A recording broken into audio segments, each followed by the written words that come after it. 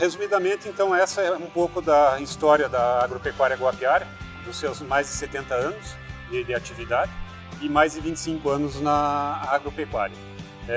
Espero que tenham gostado e que as informações compartilhadas aqui com todas as pessoas sejam úteis para vocês.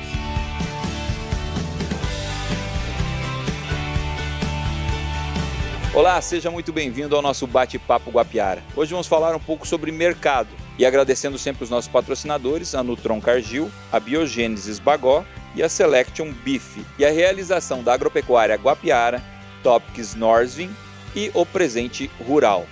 Quem vai participar deste bate-papo conosco é Edson Fontoura, diretor da agropecuária Guapiara, Matheus Zacarias, diretor técnico da Selection Beef, André Costa, diretor-presidente da Topics Norsvin, e Bruno Di Rienzo, ele que é gerente de relacionamento com pecuaristas. Então, senhores, assunto hoje mercado, falando um pouco tanto do mercado suinícola como da bovinocultura. Como é que está o mercado de carnes premium hoje no Brasil, Edson? É um mercado em franca expansão.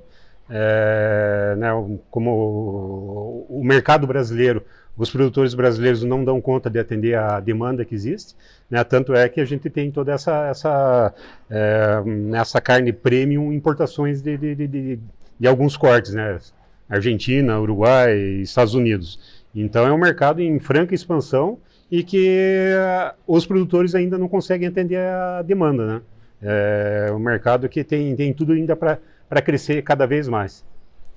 Para a carne suína, essa relação de premium já está no mercado, André? A carne suína, acho que ela vem nessa mesma tendência da carne bovina, né? Ela tem principalmente uma versatilidade bastante grande, e a gente vem observando um crescimento também dessa demanda por uma carne diferenciada. E eu acho que vem um pouco nessa linha que a bovinocultura já vem seguindo há algum tempo. Então ainda, né, também tem um espaço bastante importante para ser ocupado pela carne suína nesse aspecto, nesse sentido. E, Matheus, quais as características hoje de uma carne premium? Na verdade, hoje o mercado da carne, existem características que colocam ela no início de um projeto de carne de qualidade, que tem que ser animal jovem e macia, né? Animal bem acabado para garantir maciez. Só que aí quando você entra no mercado da carne de qualidade, ela está seguindo o mesmo caminho que nós tivemos no vinho, mesmo caminho que nós tivemos na cerveja e no café. Existe uma base, só que isso vai crescendo e vai se segregando. Então, carne macia já não é mais a carne premium. Ela é uma carne de qualidade, mas não é o top.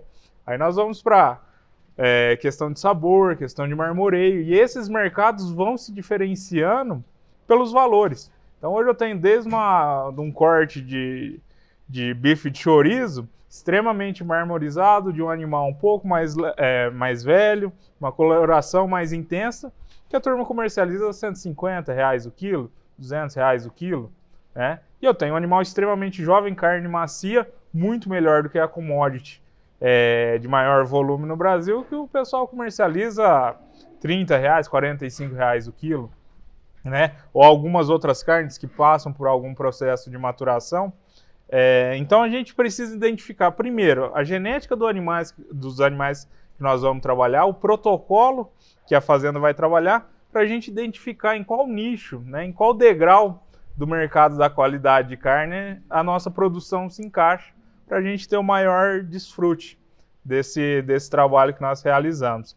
Então é um mercado que está em ascendência, a suinocultura vem, acredito que nesse ponto também, começando a identificar as linhagens para produzir qual tipo de carne, para ser utilizada de qual forma, ou é como produto ingrediente, ou é como um produto principal de maior valor agregado. Então o mercado realmente vem aí da carne se segregando para galgar degraus diferentes, de valores agregados diferentes. Vou jogar essa para o para o Bruno, mas eu quero a participação de vocês em relação às principais raças hoje, para a gente adquirir esses produtos premium. Acho que a vantagem do Brasil é a diversidade, né? A gente tem aqui uma variação muito grande, a gente tem a possibilidade de ter a nossa base genética é o zebu, né? Então, para a gente produzir esse animal, né? Para a gente ter essa heterose, a possibilidade de tipos de cruzamento que nós temos à disposição aqui é muito grande. No caso do suíno, assim, a gente tem diversas raças, mas, digamos assim, comercialmente trabalhadas, basicamente, né, a raça que mais se caracteriza por esses aspectos relacionados à qualidade de carne é o Duroc, né?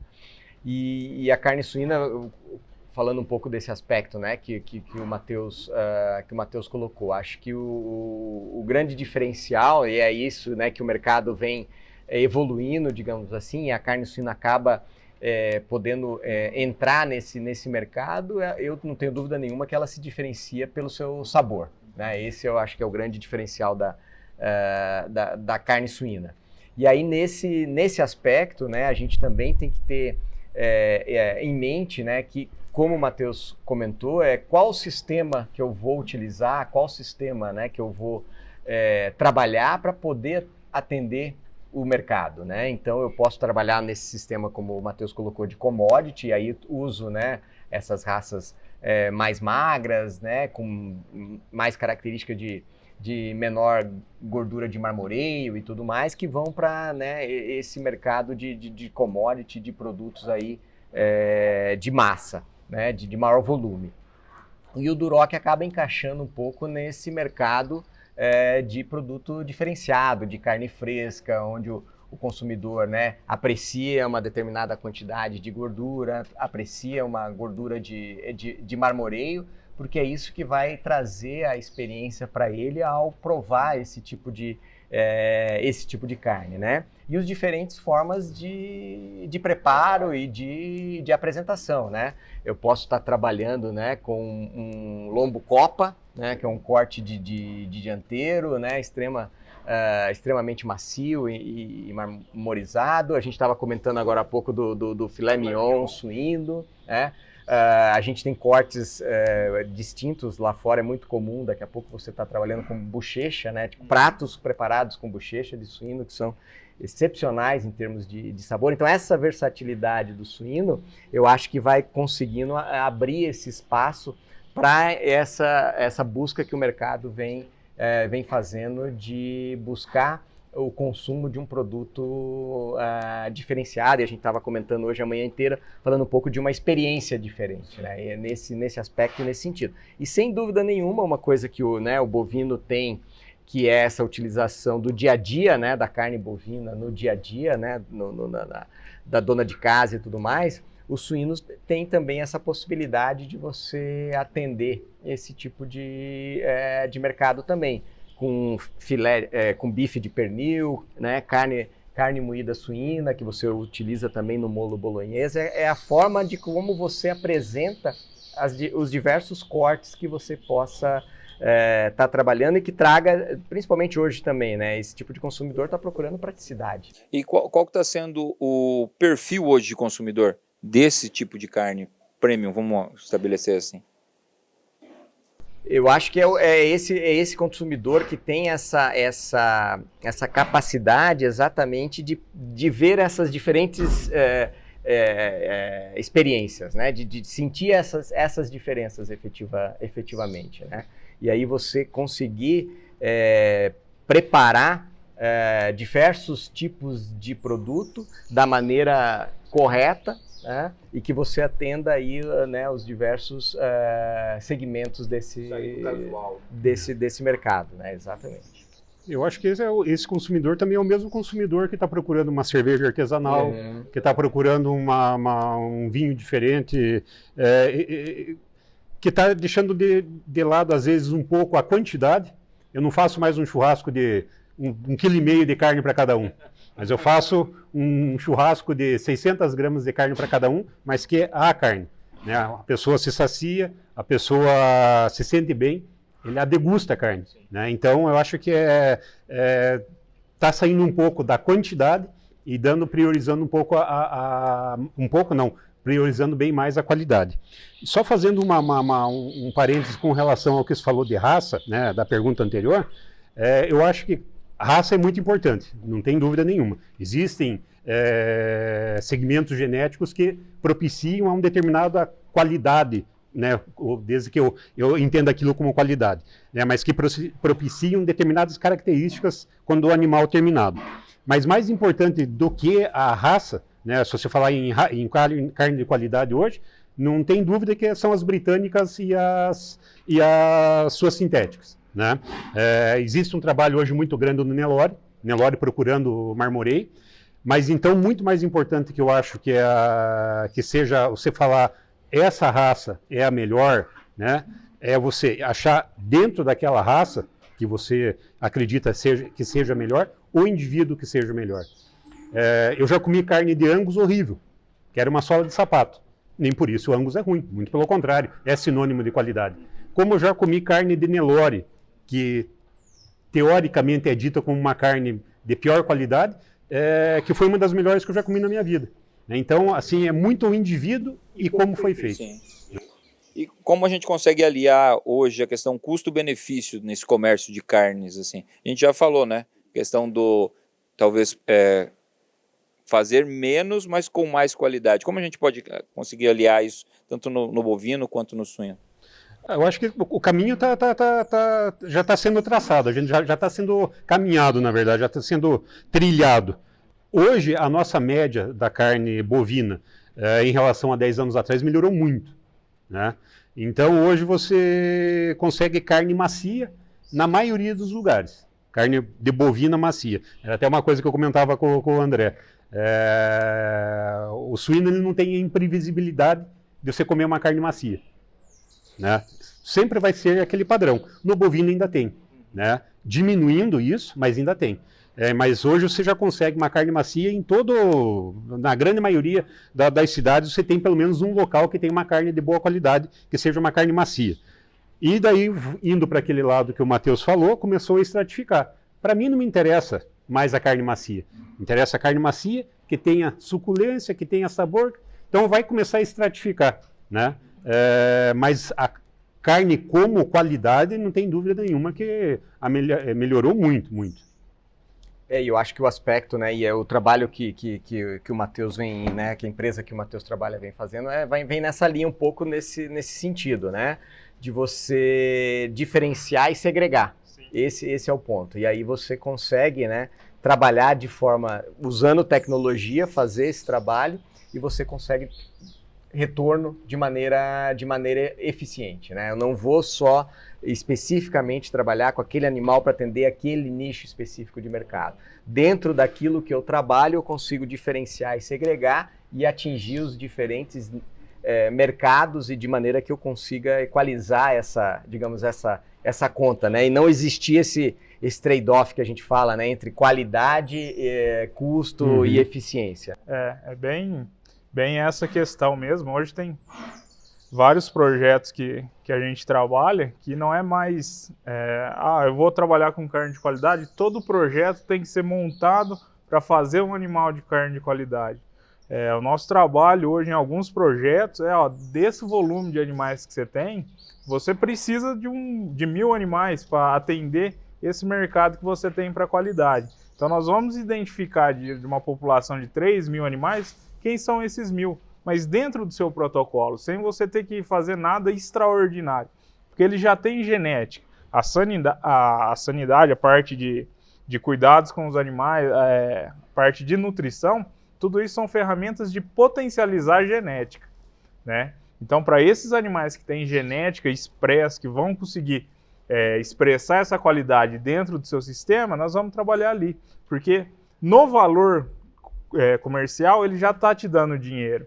Então a qualidade vai entrar como um bônus mesmo no seu animal. Esses que não tem, nós vamos fazer a otimização para você ganhar mais dinheiro, né, nesse outro tipo de mercado. Às vezes tem projeto que tem 3 tipos de mercado. Um mercado premium, um mercado para qualidade de carne, um nível um pouco menor, e um mercado para commodity, né? Não, mas o meu mercado de premium está aumentando. Aí entra a parte de seleção genética, a gente tem que trabalhar os reprodutores e as matrizes. Quais são as matrizes que vão produzir esses animais para a qualidade de carne? E hoje nós estamos chegando num nível que muitos projetos aqui no Brasil, ele só confina, ou ele só recria, ou ele recria e confina e fornece para alguma marca de carne específica. Só que e a genética lá? Quem está produzindo o bezerro, ele está alinhado com o produto que você quer? Porque se você comprou esse produto para engordar para um mercado específico e ele não tem genética, você não vai conseguir colocar ele dentro daquele mercado. Então hoje nós estamos criando um mercado onde o bezerro não é mais só o quilo do bezerro, mas é o tipo de carne que esse bezerro vai produzir. E esse tipo de carne vai ter um ágio ou um deságio em cima do quilo do bezerro. Porque é o recriador ou o confinador que for comprar esses animais, ele vai fazer um investimento direto no que ele precisa. Eu preciso de animais para produzir carne choice, para tal marca. Então, ó, esse grupo de animais aqui que você pode investir, que é o que vai te atender.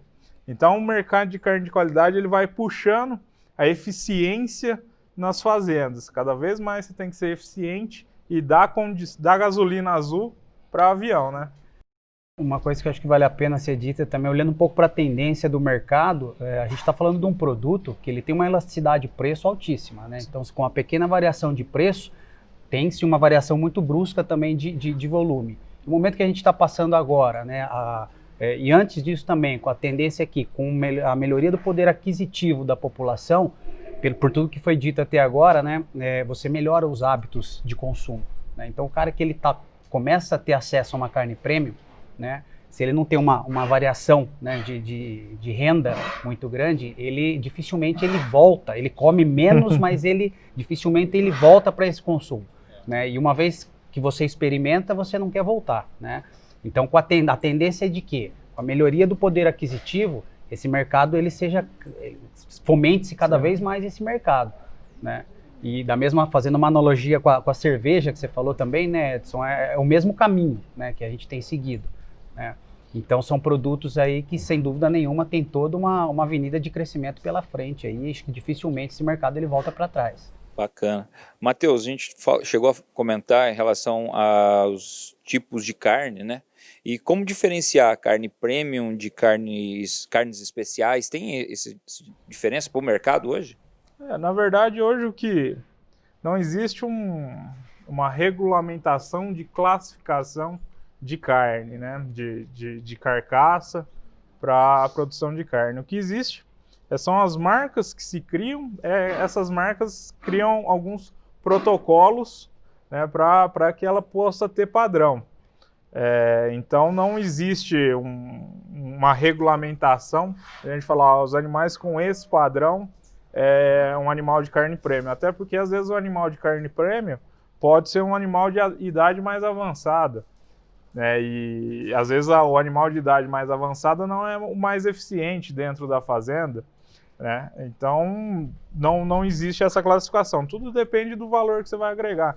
Hoje tem clientes que abatem animais com 36 meses, muito bem acabamento uniforme, com alto nível de marmoreio. O custo dele para fazer esse animal de 36 meses, o produto carne paga, tá? Porque o cliente dele quer esse produto. Então é o cliente lá do vinho de 500 reais a garrafa, né? Em contrapartida, na mesma fazenda se produz animais que morrem com 18 meses, né, que vai ser um padrão um pouco mais baixo de carne. Mas o cliente lá de cima, o que ele está procurando? Às vezes ele aceita perder um pouco mais na intensidade de maciez, não que vai ser um produto intermediário na questão de maciez.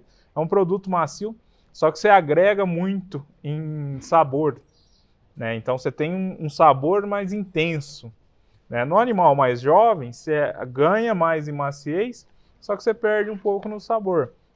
Então são perfis o nível de que essa pessoa já consumiu de carne, o tipo de experiência que ela já teve, é o produto que ela vai procurar. Assim como na cerveja, no vinho, no café, que é muito bem segregado também, você busca cafés de tais regiões quando você quer tal sabor, tais notas no café.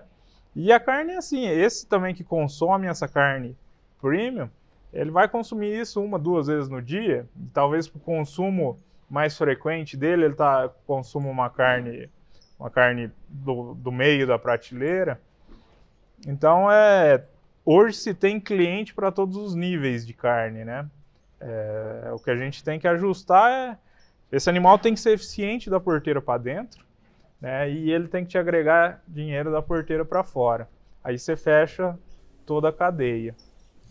André, dando um gancho em relação a essa questão carne premium, isso acaba abrindo portas para a suinocultura entrar nesse nicho de mercado aí, com toda a parte tecnológica, com toda a eficiência hoje que o suíno vem despontando também no mercado? Eu acho que sim, nessa linha que o Matheus comentou, acho que um grande diferencial da suinocultura, e é o que a gente tem visto cada vez mais, é o investimento em tecnologia. Então, isso é a base para que você possa estar criando essa eficiência, né? Seja em genética, nutrição, sanidade, isso a gente vê que a suinocultura ela vem passando, né, por esses avanços. E aí, então, ela permite que você possa daí começar a se diferenciar com base nesses avanços. E aí fazer esse tipo de segregação que a gente comentou. E aí, com essa segregação, você vai atendendo esses diferentes demandas de mercado e abrindo mais espaço para esse tipo de consumo. E quais os países hoje que se destacam em relação à carne suína? Sem dúvida, sem dúvida nenhuma, eu acho que, né, a Europa, que é tradicional em termos de consumo de suinocultura, né? Espanha, sem dúvida nenhuma, né, é um país, hoje é a segunda maior suinocultura da Europa, cresceu muito aí nos últimos 20 anos e investiu muito nesse aspecto da diferenciação de produtos. Você vai, né, na Espanha, você vai consumir desde uma linguiça, de uma salsicha, até um Ramon curado, né, que é um produto extremamente diferenciado. Então, ela se caracterizou muito nesse aspecto, nesse sentido. Tem um consumo altíssimo de quase 65 quilos de carne por habitante, de carne suína, né, por habitante por ano, e exporta aí para mais de 170 países. Então, eu vejo que a Espanha é um país que soube trabalhar muito bem esse aspecto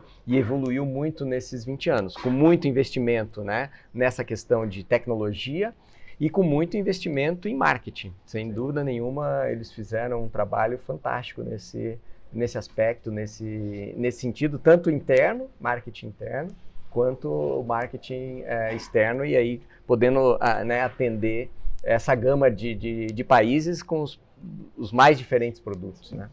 E realmente, essa parte do marketing é fundamental. Há 10 anos atrás, o Brasil sempre patinando nos projetos de carne de qualidade. Já participei de muitos projetos de carne de qualidade de frigoríficos, que sempre acabava se enroscando em algum quesito que não conseguia oferecer ou não tinha volume. Ou tinha até o volume de animais, mas os animais não entregavam a qualidade que o consumidor queria.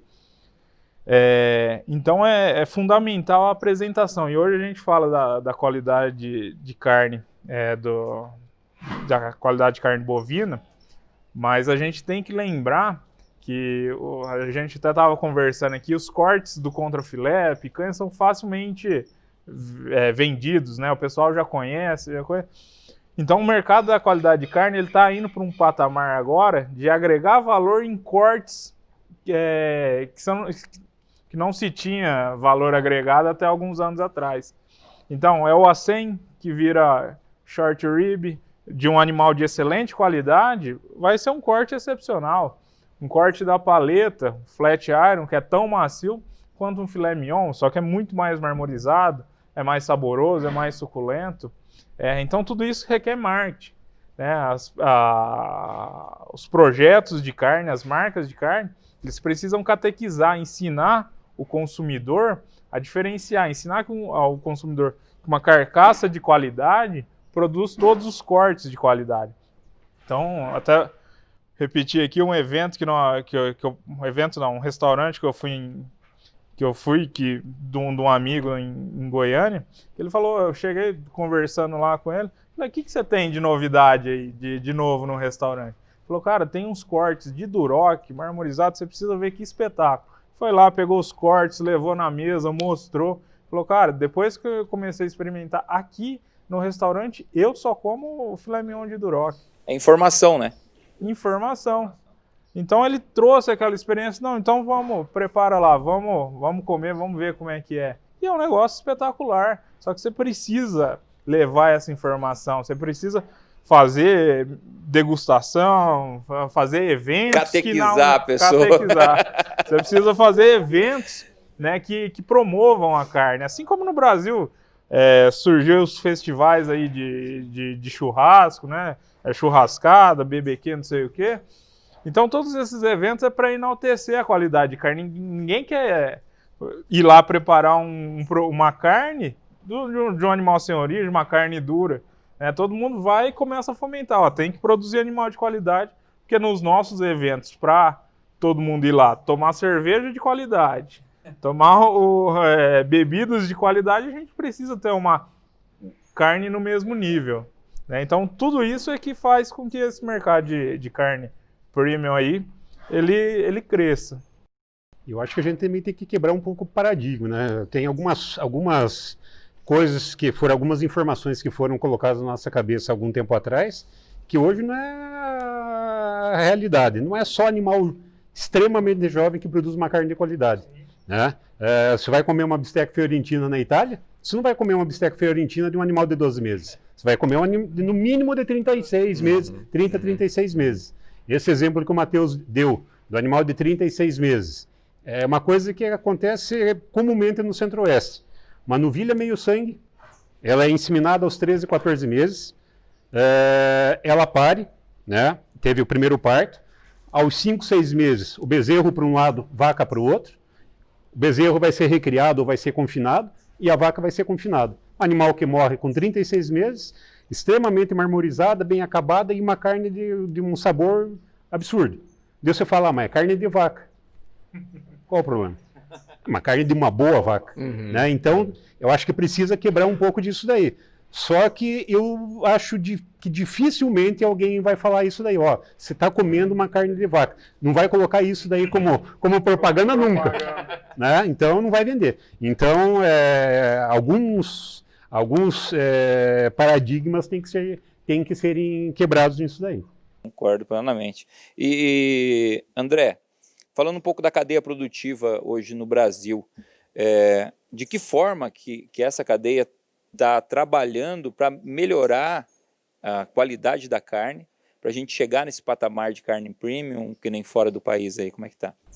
E a gente vê exatamente que começa essa demanda, né? Como eu falei, ela vem na experiência que o bovino, né? Que a carne bovina vem atravessando nos últimos anos, aí se enxergou esse espaço, então, para a carne suína, e aí os frigoríficos começam a ter essa demanda. Eu vou pegar um exemplo, né? O nosso escritório é em Curitiba, e Curitiba aí hoje facilmente você encontra 6, 7 restaurantes dedicados a fornecer, né? A oferecer carne suína. Esses restaurantes precisam ter os seus fornecedores, né? Então os frigoríficos, né? Os produtores vêm olhando essa demanda, vêm buscando atender essa demanda e começam, né, como eu disse, já se investe em genética, se investe em nutrição, se investe em sanidade, e aí vão buscando, então, quais são, né, falando especificamente da genética, que é o nosso negócio, quais são as linhas que vão atender essa demanda. E acabam montando, né, diferentes pirâmides nesse sentido, né, que a gente estava falando de segregar, né, os animais que vão produzir aquele tipo específico de carne para atender essa demanda. Então a gente começa a ver a cadeia se organizando dessa forma e saindo um pouco do aspecto assim de vamos produzir, não interessa o quê. Não, agora a gente começa a ver que há espaço para você fazer produção diferenciada, né? E sair um pouco somente dessa questão de somente produzir carne. Não, eu produzo carne. Ponto. Não, eu produzo carne para atender essa demanda. Eu produzo carne para atender essa demanda. E eu acho que aí a cadeia vem se organizando dessa forma. E isso muda, inclusive, a questão até de logística. Então a gente vê, você precisa ter essa carne presente no restaurante, presente no açougue, de um dia para o outro. E é uma carne que não vai ser congelada, então a tua cadeia de logística, a tua cadeia de frio tem que se organizar dessa forma e dessa maneira. Então a gente vê que a cadeia vai se movimentando nesse sentido e vai se tornando também mais ágil. Olhando, na verdade, não vou empurrando, eu vou sendo puxado. O que o consumidor quer e ele vem puxando isso de dentro da cadeia. O mercado é muito dinâmico, né? A gente começa a notar também um trabalho, né, Matheus? Os frigoríficos vêm fomentando muito esse trabalho. Hoje a gente nota programas de eficiência e qualidade de carcaça, não só marmoreio, precocidade, peso de carcaça, o pH também fala-se muito quando se fala em qualidade de carcaça, porque o pH ele é fundamental para dar até aquela coloração, que é o que é mais vendável na gôndola, né? Quando o consumidor ele vai até a gôndola, a primeira coisa que ele olha é a questão da coloração, tem a questão da meia-vida também, mas a gente sabe que o pH está diretamente relacionado a isso, né? Se não tiver uma queda de pH, me corrija se eu estiver errado, acho que abaixo de 5,89, para não ter aquela carne BFD, né, escura, né? Então, para ter esse aspecto visual, a gente precisa ter o pH ajustado lá. Para ter pH ajustado, né, o animal ele tem que ter a reserva energética dele, o glicogênio muscular. Então, se ele for submetido ao estresse pré-abate, ou seja, olha o trabalho, não é mais só da porteira para dentro, a porteira para fora também exige nós também temos uma corresponsabilidade com isso, né? E aí se o pH se ele consome, se o animal estressa e consome o glicogênio muscular, ele não consegue baixar o pH, né? Porque ele não produz ácido lático. Então, se ele não baixar o pH, a gente não vai chegar a esse nível de qualidade. Então, só para ter uma visibilidade aqui de como é que está tudo integrado, né? A nutrição, a sanidade, o manejo, né? A genética. Senhores, muito obrigado. Alguém quer fazer alguma consideração final ainda? Agradecimento a todos vocês. E muito obrigado a você também que sempre está nos acompanhando através das nossas redes sociais. Até a próxima.